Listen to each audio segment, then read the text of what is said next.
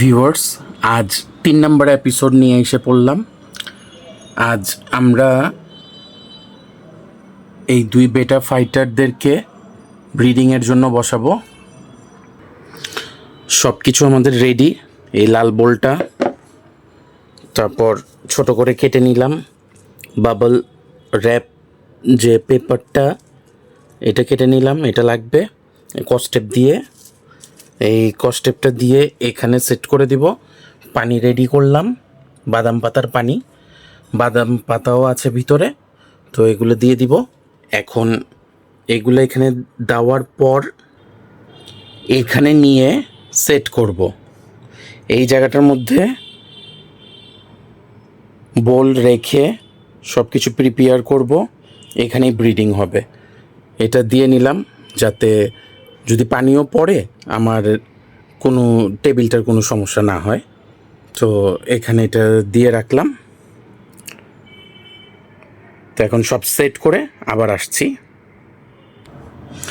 তো এখন পানিটা আমরা ছাঁকনি দিয়ে ছেঁকে নিব, কারণ পানিটা অনেক দিন পুরাতন হয়ে গেছে, তো এটার মধ্যে কিছু ময়লাও আছে, তাই আমাদের পানিটা ছেঁকে নিতে হবে।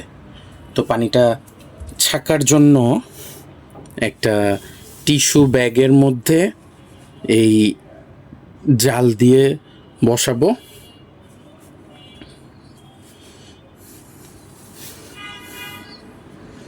জাল দিয়ে বসাবো যাতে কোনো মতে কোনো ময়লা বা এমন কোনো কিছু যাতে না যায়, তার জন্য ছেঁকে নিব।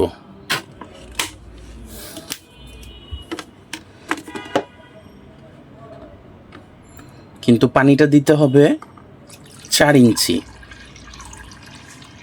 এত বেশি দেওয়া যাবে না, আবার কমও দেওয়া যাবে না।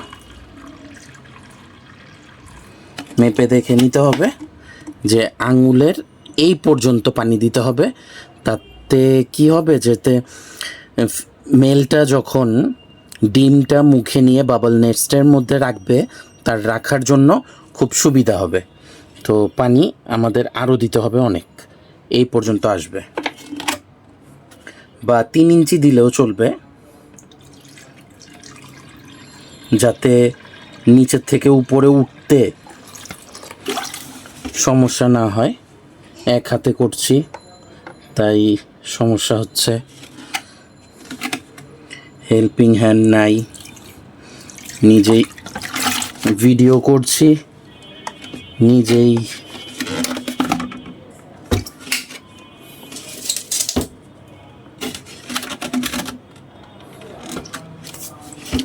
ছাড়তে কষ্ট হচ্ছে আমার, কি করি এক হাতে।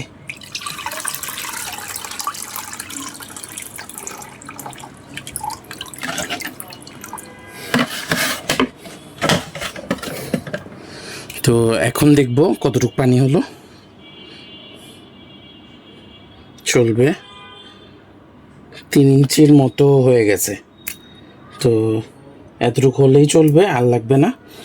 এখন আমরা বাবল নেটস যাতে সেভ মতো থাকে, তার প্রোটেকশনের জন্য আমরা এইটা এখানে সেট করে দেব। তো সেট করার আগে যাতে কস্টেপটা সুন্দর করে বসতে পারে, তার জন্য এই জায়গাটা একটু মুছে নেই,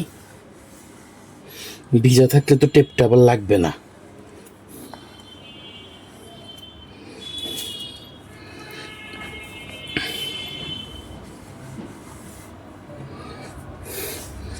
এখন অল্প করে কস্টেপ ছিঁড়ে নিব।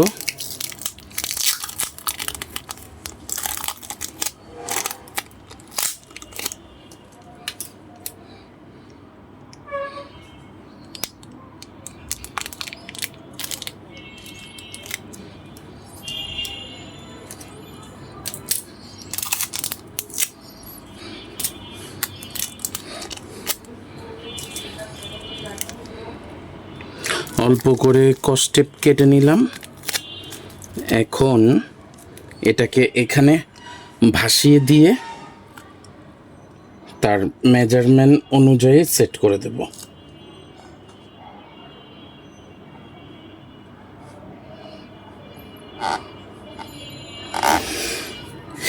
এই আমার সেট আপ কমপ্লিট হয়ে গেল। এখন আমি মেল ফিমেল এখানে ছাড়বো অ্যাক্লিমেটেশনের জন্য। তো আগে সেটার জায়গা মতো নিয়ে যাই, তারপর আবার আসছি। তো এখন আমরা প্রথম মেলটাকে নিব। মেলটাকে নিয়ে নিলাম।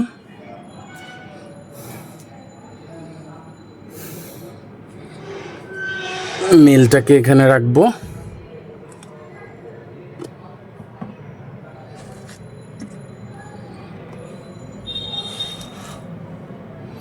মেলটাকে নিয়ে আসলাম। এখন মেলটাকে এখানে ছাড়তে হবে।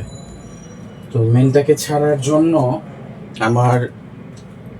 ছাড়ার জন্য প্রথম আমার কি করতে হবে, তার পানিটা কিছু কমায় নিতে হবে। তো কমানোর জন্য একটা বাটি নিয়ে নিব। নেটটার মধ্যে কমায় নিই, তারপর আবার দেখাচ্ছি।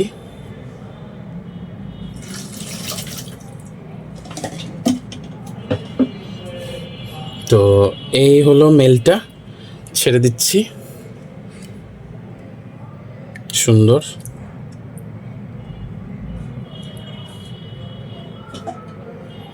মেলটাকে ছেড়ে দিলাম। এখন মেলটা তার নির্দিষ্ট স্থান দেখে নিচ্ছে, কোথায় সে বাবলস তৈরি করবে। এই পেপারের নিচেই সে বাবলস তৈরি করবে।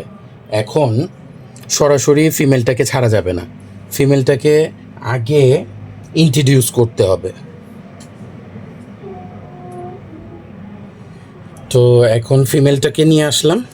ফিমেলটাকে বোতল কাটা গ্লাসের মতন যেটা, এটার মধ্যে রাখতে হবে আমার একদিন। তো এখানে থাকবে ফিমেলটা। তো ফিমেলটাকে দেখে সে আগে ইন্ট্রোডিউস হবে, ফ্রিলি তার চারপাশ মুভমেন্ট হবে।